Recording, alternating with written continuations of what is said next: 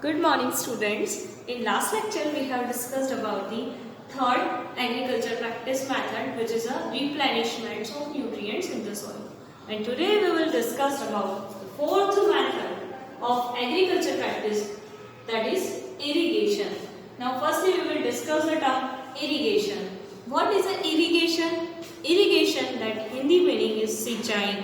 Sinchai, that means to give a water to the plants or crops in a proper interval of time.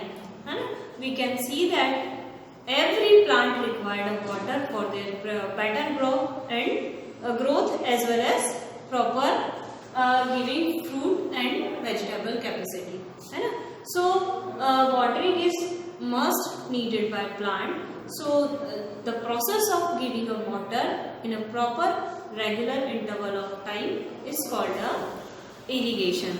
Now your book contains firstly some topics which is importance of water, importance of irrigation. So first topic, that proper growth and development occurs by irrigation and the plant or crops give fruits and flower, vegetable etc. जब तक plant और crops को water नहीं मिलेगा, उनकी proper growth नहीं होगी और उससे जो फ्लावर्स, फ्रूट, वेजिटेबल्स जो भी हमें चाहिए वो हमें नहीं मिलेंगे. Second, water is absorb by root, so which also dissolve some fertilizers, minerals and water with them. So plants get easily all the minerals, salts as well as all the nutrients which is applied by human being, which is called a fertilizer, by the roots with the help of water. जब water soil के अंदर होगा तो वो water अपने साथ fertilisers को भी डिसॉल्व कर लेगा, मिनरल्स को भी डिसॉल्व कर लेगा और अदर जो सॉल्ट्स वगैरह होंगे सॉइल में उसे भी डिसॉल्व कर लेगा. और वो डिसॉल्व फॉर्म में रहेगा तो इजीली वाटर की जो प्लांट की जो रूट्स होती है उसे गेन कर लेगी. Now third one, water is essential for germination of seeds. जब तक सीड जो आपने लगाया है उसे प्रॉपर वाटर नहीं मिला, सो इसका जो प्रॉपर ग्रोथ है, इसकी जो सैपलिंग आना है, ग्रोथ होना है, वो प्रोसेस नहीं हो पाएगी. Water is essential for carry out the process of photosynthesis. We know that water is very essential even if it is a participant of photosynthesis process, है ना. बिना वाटर के फोटोसिंथेसिस प्रोसेस पॉसिबल ही नहीं है और फोटोसिंथेसिस नहीं हुई तो plant can't prepare their food. Next, water dissolve nutrients which are transported to each part of the plant, है ना. We know that the water is absorb by the plant root, है ना. Then these root absorb the water with salts and minerals and fertilizer और nutrients, but with the help of water it circulate the all nutrients to the plant body. यानी कि top से लेकर तो bottom से लेकर तो टॉप तक प्लांट की जितनी ब्रांचेस है, जितने पार्ट है, वहां तक न्यूट्रिएंट्स का सप्लाई वाटर में डिसॉल्व होने के थ्रू ही होता है. सेकेंड, पूरे एटमोस्फियर का टेम्परेचर अगर बहुत ज़्यादा हॉट होता है तो प्लांट के अंदर वाटर का सर्कुलेशन होने से उनका टेम्परेचर भी ठंडा या कूल बना रहता है. ठीक है. Now water dissolve nutrients and transport to each part of the plant, which we have discussed. Now water also protect crop from both the frost and hot air currents. हमने देखा है गर्म हवा या आसपास का एटमॉस्फेयर बहुत गर्म हो जाता है तो वाटर प्लांट की बॉडी को कूल रखता है. क्यों? क्योंकि प्लांट की बॉडी में कंटिन्यूसली वाटर सप्लाई होता रहता है. ठीक है. Now so we understand the importance of water as well as irrigation, because irrigation, that means watering to the crops in a proper interval of time. Now the irrigation process occur based only on 3 points: nature of crop plants, nature of soil and season when the crop grows. Now crop based irrigation, है ना. हमारी जो watering होती है, हमने कहा कि watering करना है प्लांट की, इरिगेशन करना है, तो वो किस पर बेस्ड होता है? फर्स्ट क्रॉप बेस्ड होता है ना. सम crops required large amount of water for their irrigation and growth.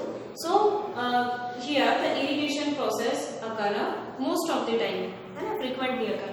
Now some crops like wheat and maize, barley, है ना, it's required less water for their growth. So irrigation process occur in a limited interval of time. Got it? And the most basic example which of crop that required a large amount of water, that is a soyabean, pea, mutton, and rice, paddy crops. Now, soil-based irrigation. Some soil required a maximum time of irrigation, but some are required limited irrigation. For example, if we are growing some crops in a sandy soil, so sandy soil having a less capacity to retain a water. So again and again it percolate the water in a very fast rate. So it absorbs the water again and again because there is no space between the sandy soil to restore the water for a large time. Got it? So it requires number of time irrigation. But if we are using a clay soil for growing a better crop, so clay soil having a less capacity to percolate the water, that means water को पास करने की capacity. ठीक है, तो यहाँ पर clay soil क्या करेगी, वाटर को होल्ड करने की कैपेसिटी बहुत ही अच्छी होती है. Season based irrigation, that means the irrigation process specially occurred frequently, specially in summer season, है ना, क्योंकि समर सीजन में क्या होता है, आसपास के एटमॉस्फेयर से वाटर का इवापोरेशन ज़्यादा होता है, फास्ट होता है, तो सॉइल बहुत जल्दी ड्राई होने लग जाती है, तो उसमें फ्रीक्वेंटली इरिगेशन किया जाता है. बट उसकी जगह रेनी सीजन में देखा जाए तो वाटर इरिगेशन की रिक्वायरमेंट बहुत कम होती है और उसमें विंटर सीजन में भी बहुत कम होती है. Now the question arise next, sources of irrigation. Irrigation कहाँ से करते हैं, तो आपने देखा होगा फार्मर्स अपने फील्ड के किसी कॉर्नर पर क्या यूज करते हैं, कुआं, ट्यूबवेल, ठीक है, हैंडपंप, डैम्स, ठीक, और कैनाल्स. कभी कभी वो रिवर साइड से एक छोटी छोटी स्ट्रीम निकाल देते हैं, कैनाल्स निकाल देते हैं, उसी कैनाल से रिवर से कंटिन्यूसली अपने फील्ड में वाटर लेते हैं. ठीक है, मोटर लगा दी जाती है, वहां से ले लेते हैं. उसके अलावा एक्स्ट्रा स्टोरेज में ट्यूबवेल या वेल होता है. ठीक है. Now methods of irrigation. ठीक है, इरिगेशन करने की कौन सी मेथड होती है, तो फर्स्ट वैसे तो ट्रेडिशनल मेथड होती है. ट्रेडिशनल मेथड क्या थी, जिसमें ये है चेन पंप का यूज किया जाता था, पुली सिस्टम होती थी. आपने देखा होगा कि वो वेल के जस्ट टॉप पर एक फैन बनी होती है, वुडन फ्रेम, उस पर एक पुली होती है और उसके थ्रू बहुत फास्ट स्पीड से कुछ इस तरीके से कंटेनर लिया जाता था, फ्लेक्सिबल कंटेनर, और जब वो अंदर जाता था वेल के अंदर तो वो पानी को स्टोर कर लेता था, और जब उसे खींचा जाता था तो वो पानी बहुत तेजी से ऊपर से बहुत दूर तक चला जाता था खेतों में, ताकि पानी दूर तक सप्लाई हो जाए. तो ये मेथड ट्रेडिशनल थी. और इसके अलावा चेन पंप होते थे, ढेकली और राहत, ये सारे ट्रेडिशनल मेथड में काउंट होते हैं. But here we are studying about the modern method of irrigation. So there are two type of system of irrigation, drip system and sprinkler system. Drip system, that means to provide the water to the crop in a drip manner. Drip manner मतलब समझते हैं, पानी की एक एक drop जानी चाहिए. कुछ इस तरह से ट्यूब होती है, उस ट्यूब के अंदर जहां जहां हमारी क्रॉप लगी होती है, ठीक है, उस क्रॉप साइड पर यहाँ पर होल्ड कर दिया जाता है. ये मेन ट्यूब है वाटर की, जिसमें से वाटर पास होता है, और उस ट्यूब के पास जहां जहां हमारा एक प्लांट लगा है वहां पर हमने छोटे छोटे होल कर दिए, ताकि जब वाटर यहाँ से पास होता है तो वो वाटर में से थोड़ा थोड़ा पानी सारे क्रॉप को मिलता है. You can see this method by picture. देखो ये बहुत सारे क्रॉप्स हैं लाइन से, इनके पास से जो वाटर पाइप है, उस वाटर पाइप में छोटे छोटे होल किए, ठीक है, ताकि इनको कंटिन्यूसली जब जब वाटर रिक्वायरमेंट हो थोड़ा थोड़ा पानी मिलता रहे.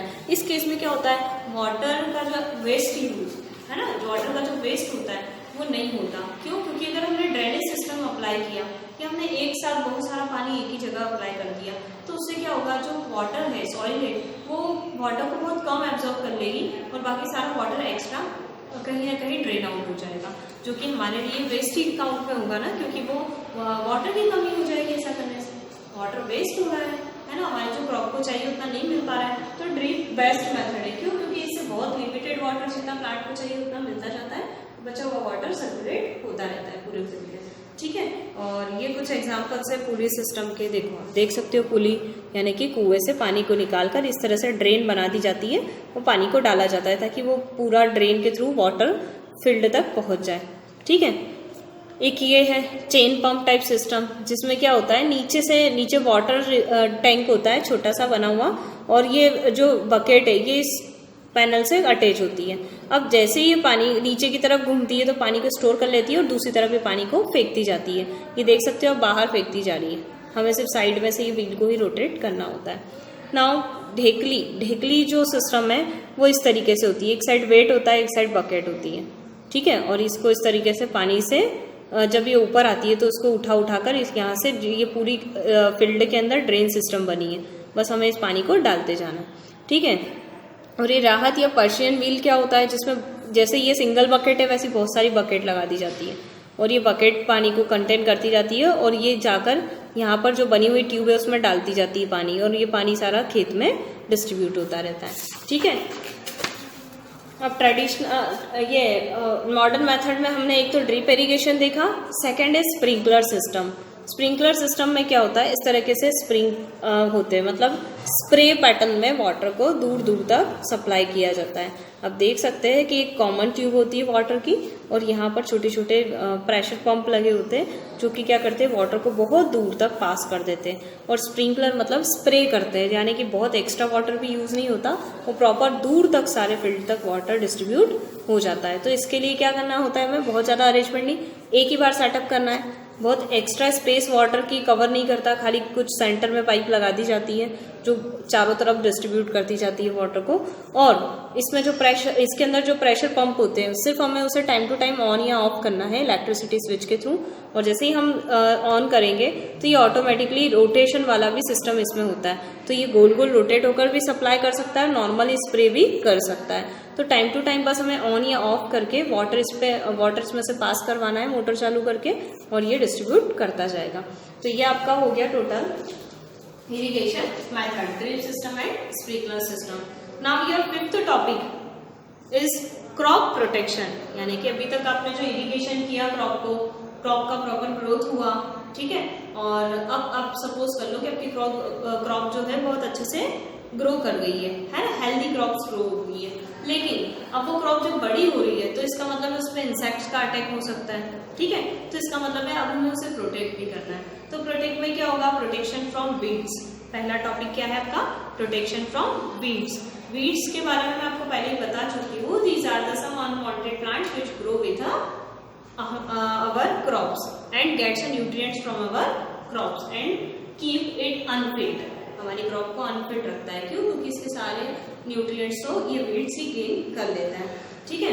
ये हार्मफुल होता क्यों है, क्योंकि न्यूट्रिशन गेन करता है। सेकेंड, इसके साथ साथ हार्बर पेस्ट भी आ जाते हैं, मतलब कुछ ऐसे इंसेक्ट आते हैं इनके अंदर रहने वाले वीड्स में जो हमारी क्रॉप को भी डैमेज कर देते हैं, हमारी क्रॉप को खा जाते हैं, उसके सीड को खा जाते हैं। ठीक है। तो इसके कारण क्रॉप पेस्ट भी हमें डालना पड़ता है। थर्ड, ये टॉक्सिक सब्सटेंस और पॉइजन, ऐसे एनिमल जब इसको खाते हैं तो क्या होता है, उनके मुंह से जो लार गिरती है वो हमारी जो मेन क्रॉप है उनके लिए टॉक्सिक भी होती है।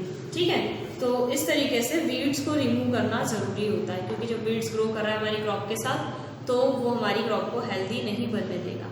इसीलिए हम क्या करेंगे, हम इसके लिए वीडीसाइड्स का स्प्रे करते हैं। वीडीसाइड्स क्या होते हैं, कुछ ऐसे केमिकल जो इस वीड्स को डैमेज कर देते हैं, डिस्ट्रॉय कर देते हैं। मैन्युअली हम इसे खींचकर अलग भी कर सकते हैं, और अगर ना करना चाहे तो केमिकल अप्लाई कर सकते हैं।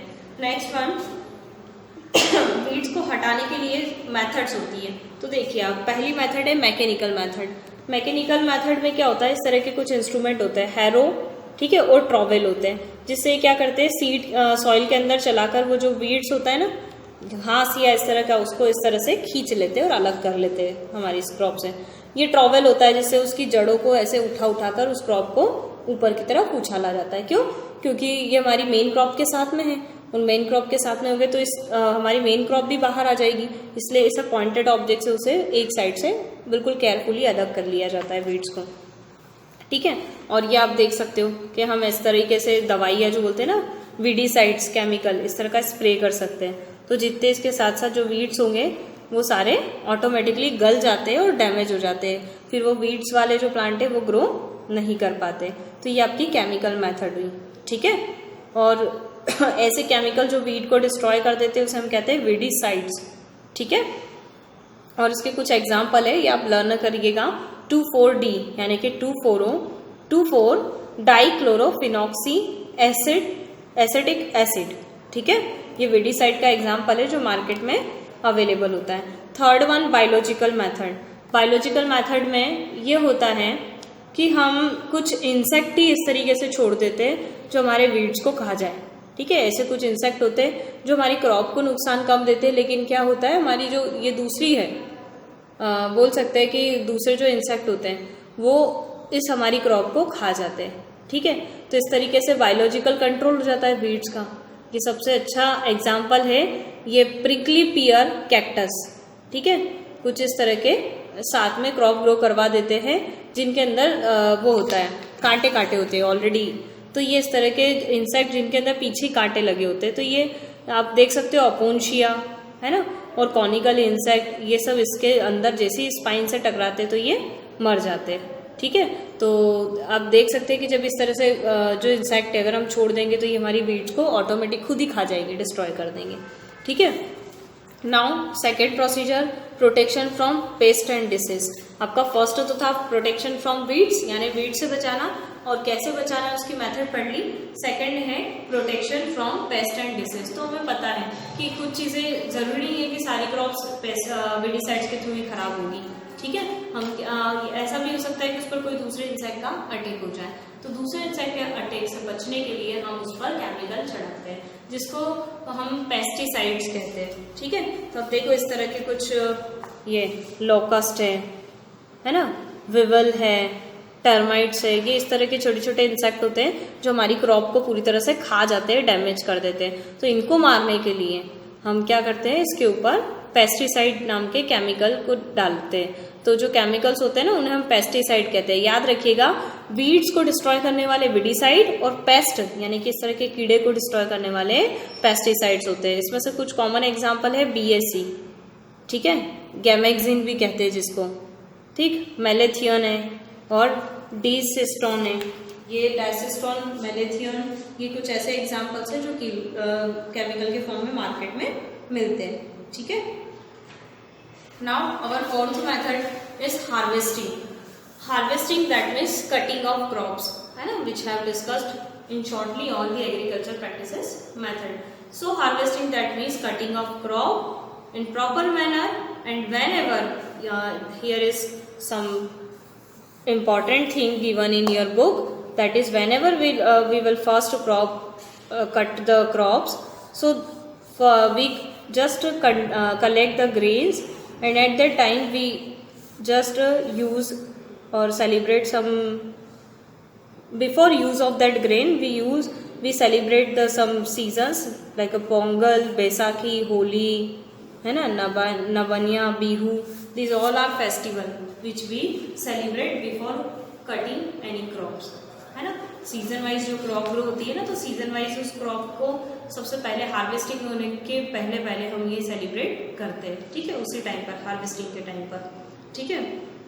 तो हमारी जो मशीन होती है जो हार्वेस्टिंग करती है उसे हम क्या कहते हैं, हार्वेस्टर। हार्वेस्टर करने के लिए भी मेथड होती है, या तो मैन्युअली कर सकते हो या मशीन के थ्रू कर सकते हो। तो देखो मैन्युअली में ऐसा सिकल होता है, ठीक है, ये इंस्ट्रूमेंट जिससे आप अपने हाथों से क्रॉप को कट कर सकते हो मैन्युअली, ठीक है।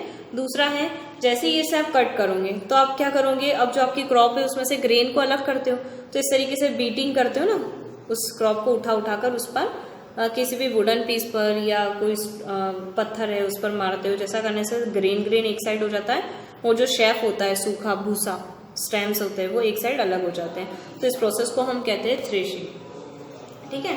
यानी कि हार्वेस्टिंग का मतलब होता है क्रॉप की कटिंग, और क्रॉप से ग्रेन को अलग करना कहलाता है थ्रेशिंग। अब आजकल है ना, अभी ये मशीन आ रही है जिसे हम कंबाइन कहते हैं।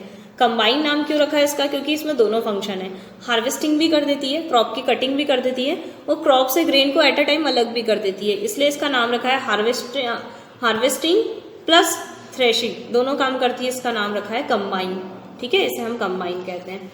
फिर आप देखो विनोइंग भी एक मेथड होती है जिसमें से हम ग्रेन को सेपरेट कर लेते हैं वो शेप से, ठीक है, क्योंकि जब हमारा ग्रेन क्रॉप से अलग हो चुका है तो फिर भी उसमें थोड़े थोड़े लाइट वेटेड मड पार्टिकल आ जाते हैं, सॉइल पार्टिकल आ जाते हैं, तो इस तरीके से विनोइंग करते हैं। विनोइंग मतलब तेज ऊंचाई से किसी ग्रेन को नीचे की तरफ गिराना, तो जो हैवी पार्टिकल्स है वो सारे नीचे गिर जाते हैं, हमारे जो ग्रेन्स है वो नीचे गिर जाएगा, और जो उसके अंदर जो हस्क होता है ना, भूसा जो मेला होता है स्टेम का, कुछ ना कुछ पार्टिकल्स आ जाते हैं तो वो उड़ के हवा से अलग हो जाते हैं, तो इस प्रकार हम उसे अलग कर लेते हैं, ठीक है। फिर इस तरह की एक विनोइंग मशीन भी होती है, जिस विनोइंग मशीन के थ्रू हम अंदर ग्रेन्स को डालते हैं और अंदर जो एयर के थ्रू हवा आती है ना तेज, तो एक साइड से पूरा हस्क या लाइट पार्टिकल उड़ जाता है कचरा, और एक साइड से हैवी ग्रेन्स अलग हो जाते हैं, ठीक है। लास्ट टॉपिक है स्टोरेज। स्टोरेज का मतलब होता है स्टोर, प्रॉपर स्टोरेज करना क्रॉप का, क्योंकि क्रॉप की कटिंग के बाद प्रोडक्शन बहुत सारा है, तो बहुत सारे प्रोडक्शन को हमें प्रॉपर मेंटेन करके रखना है। तो आप देख सकते हो इस तरह के गोडाउन्स बने होते हैं, ठीक है, जहाँ पर ये दिख रहे हैं आपको पैकेट, ये इस तरह का एक अरेंजमेंट है जिसमें बैग्स होते हैं, ठीक है, बोरे जिसको बोलते हैं, जिसके अंदर ग्रेन को पैक कर लिया जाता है और इस तरह से प्रॉपर अरेंज कर दिया जाता है। ये बड़े बड़े ग्रेनरीज बोलते हैं इसको, जिसको गोडाउन भी कहा जाता है, जहाँ पर बहुत सारा कलेक्शन होता है, ठीक है। वेयर हाउस भी आप लोग यूज कर सकते हो, जहाँ पर अपना बहुत सारा कलेक्शन रखना हो आपको क्रॉप का, ठीक है। सारे ग्रेन्स को प्रॉपर पैकेजिंग कर लेते हैं और रख लेते हैं। दूसरा है सिलोज, जो मैं आपको बता रही थी। सिलोज इस तरह से बड़े बड़े टैंक होते हैं, ठीक है, सिलेंड्रिकल कलर के, और इसके अंदर भी आप ग्रेन को स्टोर कर सकते हो। क्यों कर सकते हैं? क्योंकि इसका जो इतना सारा प्रोडक्शन है ये डायरेक्टली यूज में नहीं आएगा मार्केट में, तो मार्केट में जाने से पहले ये हमारे पास होता है, किसी फार्मर के पास होता है। वो फार्मर नहीं चाहेगा कि इसके ऊपर पेस्ट या ये मॉइस्चर के कारण खराब हो जाए, है ना, या उनके जो इतनी मेहनत से जो ग्रेन को उन्होंने गेन किया था वो डिस्ट्रॉय हो जाए, इसलिए वो वेयर हाउस या गोडाउन में इसको प्रॉपर पैक करके, ताकि ना मॉइस्चर का अटैक हो, ना कोई पेस्टिसाइड या इनका अटैक हो, और इस तरीके से वो प्रॉपर वे में मार्केट तक पहुंचा देता है, ठीक है। Now last topic is food from animal. तो हमें पता है कि एनिमल से जो फ्रूट मिलता है, क्योंकि हमने अभी तक क्या पढ़ा, क्रॉप प्रोडक्शन। क्रॉप प्रोडक्शन क्यों पढ़ा था? क्योंकि हमने ये देखा था कि इतनी पॉपुलेशन का जो डिमांड है वो फुलफिल कैसे होगी, bye growing a more than lots of crops, है ना। हम ये कह सकते हैं कि बहुत सारे क्रॉप को ग्रो करेंगे तब जाके इतनी सारी पॉपुलेशन की फूड डिमांड पूरी होती है। लेकिन क्या एनिमल और ह्यूमन बीइंग जिनकी भी फूड डिमांड हम पूरी करने के लिए इतना सारा डील कर रहे हैं, तो रोज केवल प्लांट से उनकी डिमांड पूरी होगी? ऐसा नहीं होता, उनकी डिमांड आधी एनिमल से भी पूरी होती है। अब कुछ एनिमल प्रोडक्ट जो ह्यूमन बीइंग लेते हैं एज अ फूड, तो यहाँ पर वही टॉपिक गिवन है, फूड फ्रॉम एनिमल्स। तो क्या क्या प्रोडक्ट ऐसे जो हम लेते हैं एनिमल्स से? जो लोग नॉन वेजिटेरियन होते हैं, ठीक है, वो अपनी डाइट में मीट और फ्लैश, इसके अलावा एग्स, ये सब कुछ लेते हैं। और जो वेजिटेरियन होते हैं वो कम से कम मिल्क तो लेते ही हैं एनिमल से, ठीक है। हनी भी, इससे हमें हनी मिलता है, और इसीलिए हमारी फूड डिमांड को पूरी करने के लिए हम एग्रीकल्चर प्रैक्टिस के साथ साथ कैटल की रेयरिंग भी करते हैं, है ना। आपने देखा होगा फार्मर्स जो एग्रीकल्चर प्रैक्टिस अप्लाई करता है क्रॉप प्रोडक्शन के लिए, वो साथ में कैटल की रेयरिंग भी करता है। रेयरिंग मतलब पालना, पशुओं को पालता है। क्यों? क्योंकि एक डिमांड तो वो आपको प्लांट ग्रो करवा कर दे रहा है, फूड डिमांड कंप्लीट कर रहा है, और सेकंड साइड से वो फूड डिमांड कैसे कंप्लीट कर रहा है? मिल्क प्रोवाइड करके, क्योंकि ये भी आपकी डेली लाइफ का फूड पार्टी है ना। आप एज अ फूड मिल्क को भी गेन कर ही रहे हो, इसलिए मिल्क को प्रोडक्शन करवाना कैसे करवा सकते हैं? वो आपने देखा होगा फार्मर के पास एक प्रॉपर शेल्टर होता है, उस शेल्टर में नंबर ऑफ काउज और बफेलोज होती है, जिसको time to time proper rearing करता है, उसको प्रॉपर नहलाना, उसे प्रॉपर फूड प्रोवाइड करना, ठीक है, उनके फ्रूट का ध्यान रखना, उस जगह को प्रॉपर क्लीन करना, और उनसे टाइम टू टाइम जो मिल्क मिलता है उसे सिटी तक सप्लाई करना, ताकि दूसरे लोग उसे कंज्यूम कर सकें, ठीक है। तो उसे, इस प्रोसेस को हम क्या कहते हैं? एनिमल हस्बेंड्री, यानी कि प्रॉपर वे में किसी कैटल को पालना, यानी उनकी रियरिंग करना, उनसे जो फूड प्रोडक्ट मिलता है उसे मार्केट तक पहुंचाना, उन्हें प्रॉपर खिलाना, उनका शेल्टर अरेंजमेंट करना, उनके शेल्टर की डेली क्लीनिंग करना, ठीक है, उन्हें नहलाना, और उन्हें इंसेक्ट वगैरह के अटैक से बचाना, ऐसी बहुत सारी स्टेप्स उसमें भी होती है, जिसमें हम किसी प्रॉपर वे में किसी कैटल का रियरिंग करते हैं और उनसे जो फूड प्रोडक्ट हमें मिलता है हम उसका यूटिलाइज करते हैं, तो वो क्या कहलाता है, एनिमल हस्बेंड्री। ठीक है, और इस तरीके से थर्ड मेथड और है कि कुछ फार्मर्स ये भी कर सकते हैं कि उनके खेतों के आसपास जो खुली स्पेस होती है जहाँ पर वाटर कंटेन हो जाता है, कंटामिनेटेड वाटर होता है, फॉर एग्जांपल छोटे छोटे तालाब, पॉन्ड्स, ठीक है, वहाँ पर फिश ग्रो करवा कर, फिश की ग्रोथ करवा के वो फिश को मार्केट में सप्लाई कर सकते हैं, क्योंकि ताकि जो नॉन वेजिटेरियन है या फॉरेन कंट्रीज हैं जहाँ पर ये प्रॉपर क्रॉप प्रोडक्शन नहीं हो सकता, तो ऐसे कोस्टल एरिया पर वहाँ पर भी वो फिश का सप्लाई कर सकते हैं। ठीक है, तो ताकि जितनी पॉपुलेशन है सारी के सारी तो क्रॉप पर डिपेंड नहीं हो सकती ना, या कुछ ऐसी जगह भी होती है जहाँ क्रॉप प्रॉपर डेवलपमेंट नहीं हो पा रहा है, तो वहाँ के लोग अपना फूड नॉन वेज के फॉर्म में लेते हैं ताकि वो फूड डिमांड उनकी पूरी हो सके। तो उस टाइम पर वो क्या करते हैं, वो नॉन वेज को लेते हैं। नॉन वेज मतलब फिश, है ना, गॉड, हैन, इनका फ्लैश खाते हैं। तो पीसी कल्चर एक ऐसी टेक्निक है जिसमें आप फिश रियरिंग करते हो। कैसे करते हो, कंटामिनेटेड वाटर के अंदर फिश की ग्रोथ करवाते हैं और उस फिश को पकड़ के मार्केट में सप्लाई कर देते हैं ताकि वो एज अ फूड लोगों तक चला जाए। ठीक है, और इस तरह से फिश की रियरिंग करना पेसिकल्चर कहलाता है। जैसे मैंने रियरिंग ऑफ हनी बीज आपको पढ़ाया था, एपीकल्चर कहते हैं। इसी तरह रियरिंग ऑफ फिश, है ना, for to complete the fulfilled demand of food is called a pisciculture. Now your chapter is completed. If you have any doubt, so you can ask me in doubt session. And now you will read again all these steps very carefully. Okay? And I will send all pages of this chapter. And your homework is to read the all steps and to collect the doubts and ask me. Okay? Thank you.